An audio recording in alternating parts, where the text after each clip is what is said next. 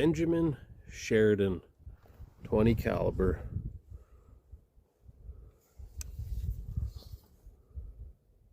H9 series, whatever that means, because the manual does not correlate anything to an H9. It actually, I had a fun time redoing this.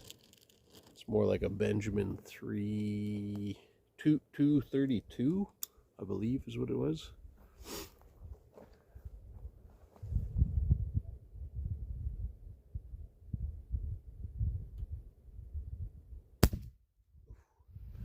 .20 caliber. So it's a 20 caliber Benjamin Sheridan. I believe what it is this is pre-Crossman. So Benjamin, I believe, had just bought Sheridan, and their names were starting to kind of mix together on some of their guns.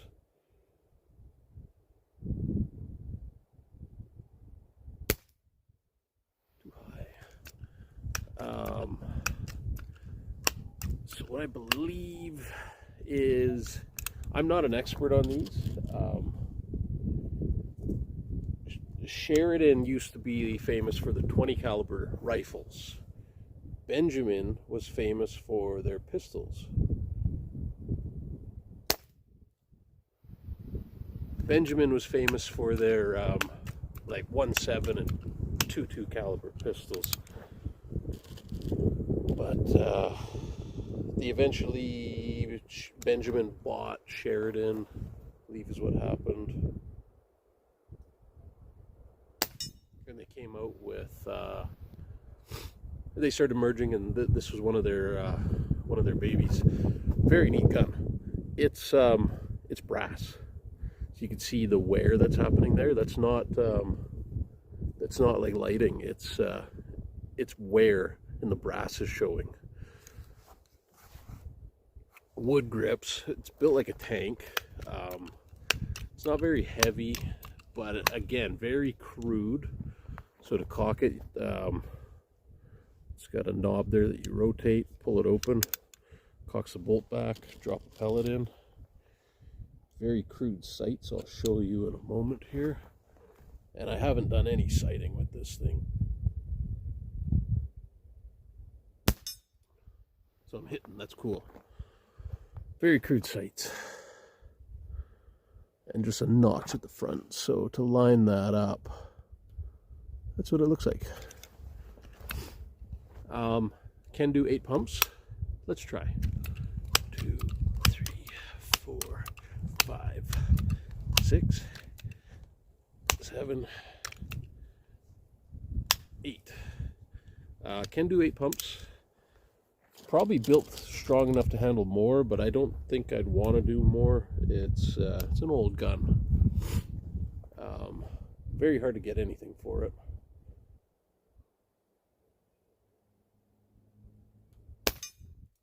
Ooh, hit. Well, when I bought this, I saw it and I was like, that is cool. I've got 20 caliber pellets, as I just told you about, and I have another one of these in 22 caliber. It's silver though, it's nickel. And I was looking at it and I was like, you know what? I don't shoot it, I'm gonna sell it.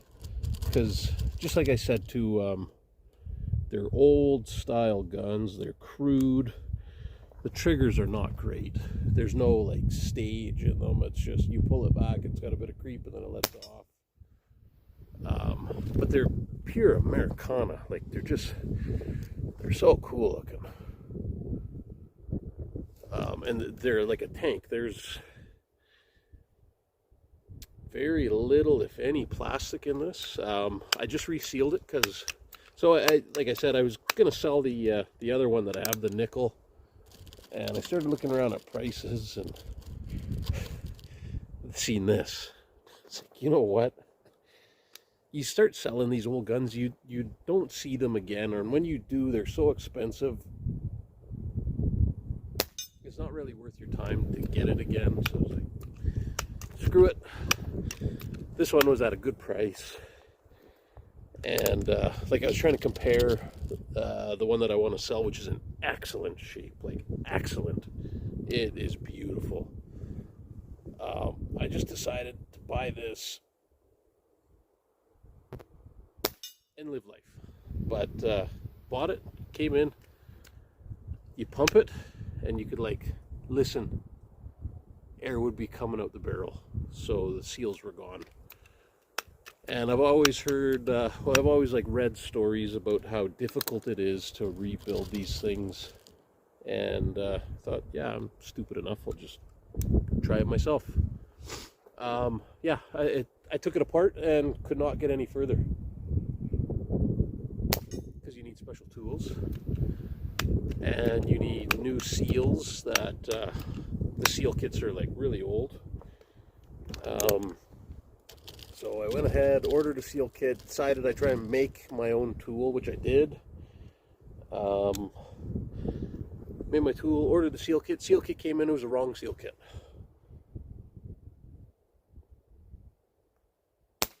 Which I paid double the price for the tool and the seal kit. That's what happened.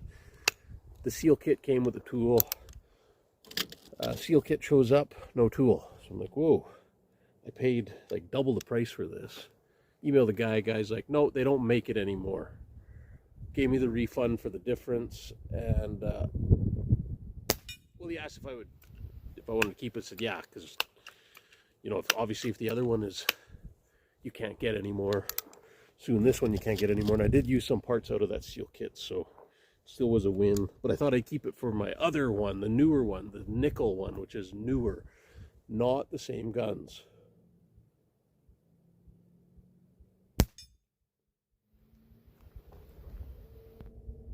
There's a grouse like right there.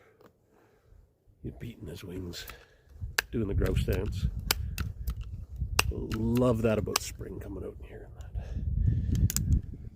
So got this thing right pulled apart, and I'm learning as I'm going. Like I did very little research on pulling this thing apart, and found out there is a lead seal, which was still in good shape.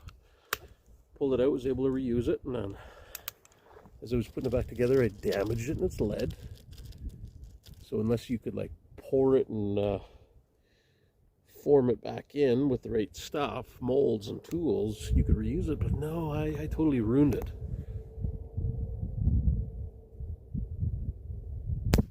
I had a hell of a time trying to get this thing back together. Very strenuous, lots of hours. And I'm not going to lie, a couple hours of lost sleep, no word of lie, because I'd be up all night laying in bed, and Mrs. is like, what are you doing? Well, watch a movie with me. I'm like, no, I'm trying to figure out what's wrong with this gun. I got it all apart and it won't go back together. That got me into looking through all the schematics, the exploded parts, 3 or 4 exploded parts views,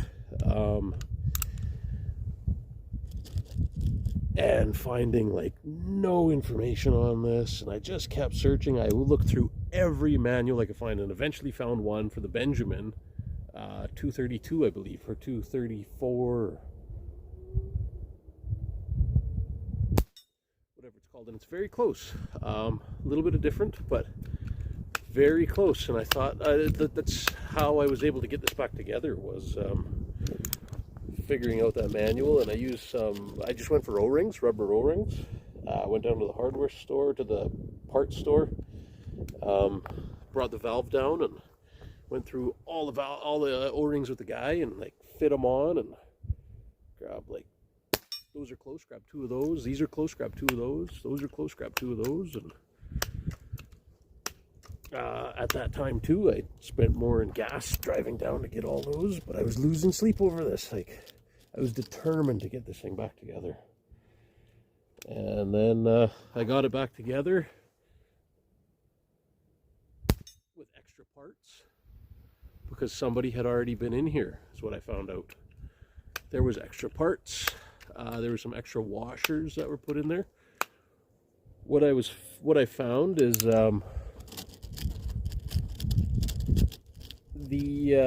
I did hear this about the old Sheridans, that you had to caulk them first, and I think it might be true of, maybe it's the steroid kit. I think it's like the Mac 1, or he's like a huge developer with these guys. I'd love to show him this thing and show him what I did. I think you have to caulk the hammer first, because what that does is it takes the spring pressure off the hammer. Now the hammer's caulked, the valve spring can stay closed, then you can start pumping it. So after I rebuilt this and got it all back together, that's what was happening. You'd pump it and it would exit out the barrel. So you had to caulk it. I thought I could live with that, but it didn't seem right. It didn't seem right because, like, the stock OE, you know, the stock way of doing it, which it's not OE. I'm not running the lead seal in it and stuff like that. The proper thing to do, in my mind, was to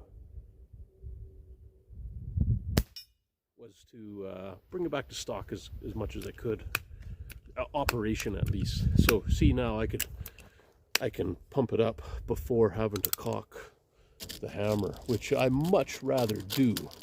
Otherwise you're caulking it, and if you're loading it, then you're caulking it while it's loaded.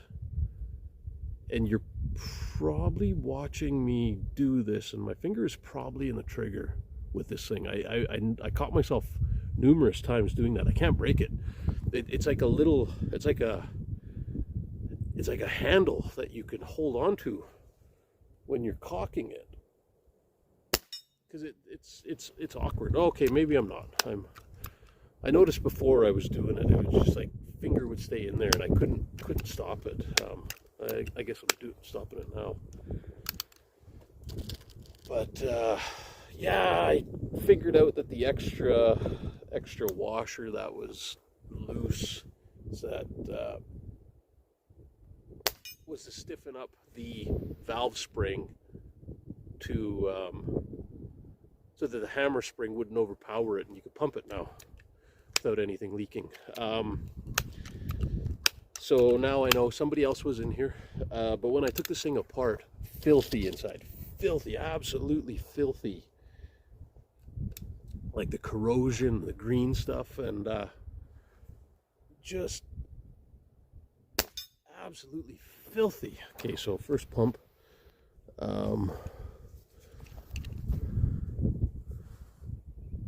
Air hole.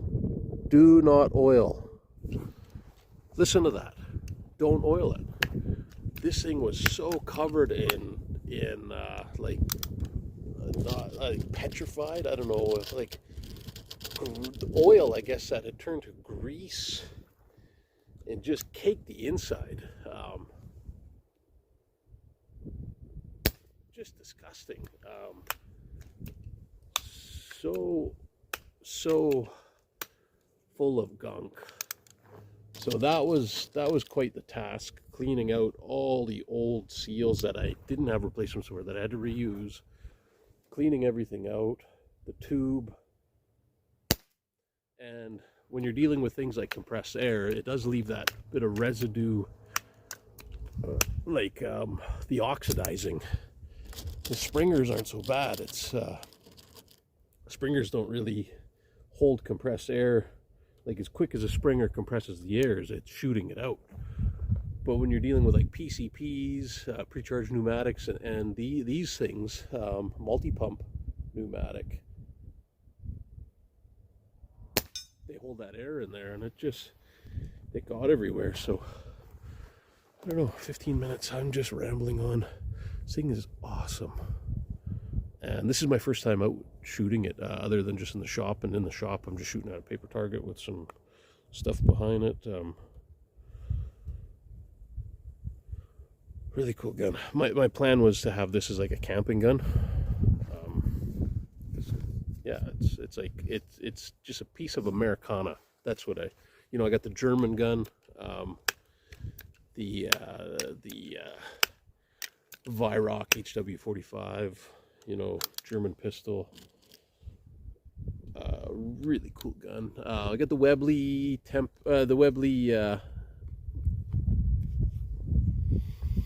Electo. It's not really it's not like classic English, but this is classic American. That's cool. I've also got the Webley Tempest. I'll do another video on that thing. I lost it for a while. It's kind of a funny story again, losing sleep. We moved and I couldn't find it. I did find it. It was safe the whole time, in the safe. But that's a really cool old gun too. That's classic classic English. I like that classic style gun. I guess for a German, I might have to find like a nice break barrel pistol. I've got a couple break barrel pistols, but they're not. Got rid of most of them actually. I got one left. It's Chinese. It's crap. I don't know what would be a classic German air rifle or air pistol. I guess it's the Weirock now, but no, it's like camping. You know, that thing is just, it's cool. Not like the most power. Let's do 8 more. Let's do 8. 1, 2, 7, 8. So what's challenging on this thing is opening it after, because your fingers like get locked in there, and then after you got to open it. On 8, it's a little bit grueling.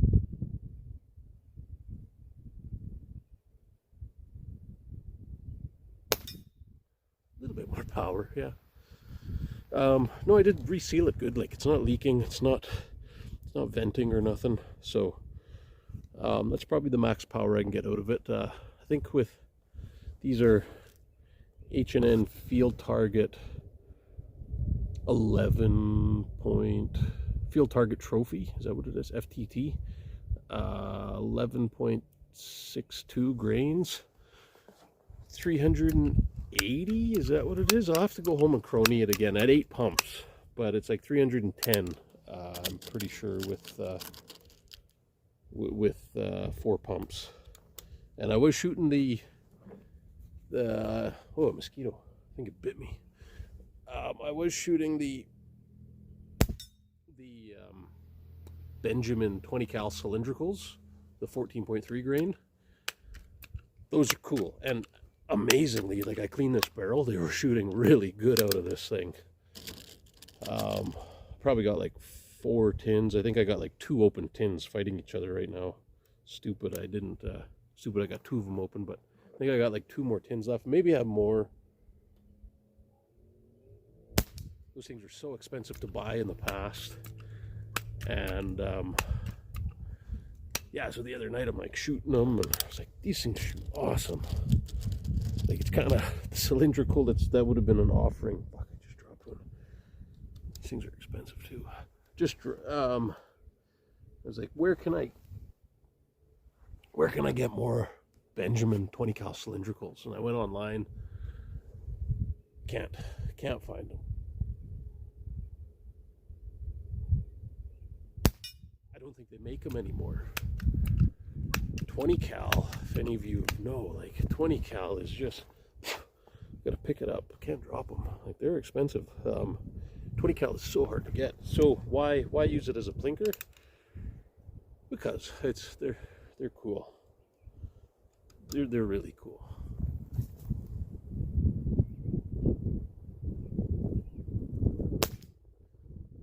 Oh, I was gonna say, somebody's trying to get a hold of me right now, but I can't close up here with missing. There we go. Yeah, Benjamin Sheridan. Is it the right side? No, it's a serial number side. Oh no, that was the right side. It's lighting's gone. It's actual Benjamin Sheridan.